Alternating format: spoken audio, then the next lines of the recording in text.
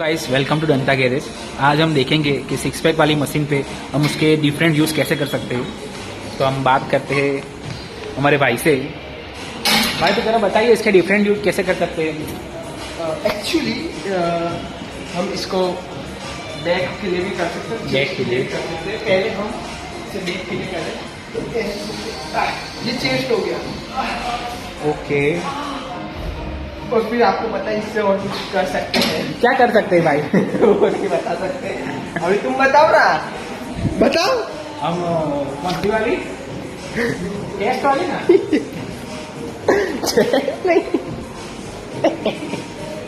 भाई यार laughing bro. Chest वाली। चेस्ट किया, ये पकड़ के करो, बैक करो, बैक ये मेरे बरोबर क्या आपको बैक करो, बैक लुक एट बैक।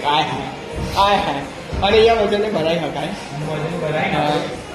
અને આનાથી એક હજુ વસ્તુ કરી શકાય, નાની એક ચલો Say બીજી something. એક્સરસાઇઝ આ બહુ શું કહેવાય, હું ગુજરાતીમાં વાત કરે આ બહુ સારી મશીન છે. આ એક જીમમાં હોય એટલે કંઈ લાવવાની જરૂર નથી.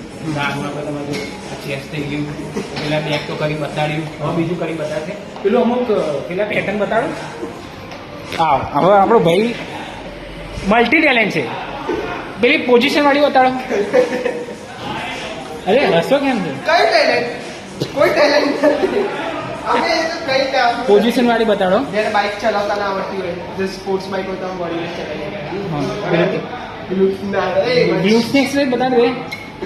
તો બસ આથી ખાલી બે અને એના પછી એક જણ અહીંયા બેહાડી અને પછી અહીંયા વજન વધારી દેવાનું. જેથી આપણે 50 રાખી રોકીએ, 50 બસ ઉચકાઈ ગયું. અને આપણે લે ચેસ્ટ થઈ ગઈ આપણી.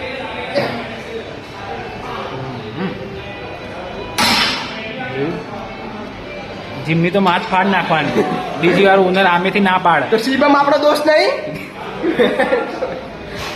બરાબર પછી guys? આ શું છે? આના માટે છે કપડાં ધોવા, હા, છોકરીઓ માટે આ. છોકરીઓ માટે સ્પેશિયલી મૂક્યું છે. એ રોટલી બોટલી બનાવવા પ્રેક્ટિસ થઈ જાય. આ આપણે રોટલી બી બનાવતા. પેલું ગ્લુટ્સની એક્સરસાઇઝ બતાડ, ગ્લુટ્સની એક્સરસાઇઝ બતાડો. ચલો, મારો ભાઈ ગ્લુટ્સમાં એક્સપર્ટ છે. બતાડ દે ચાલ ફટાફટ. એ તો ખાલી અમુક જ લોકો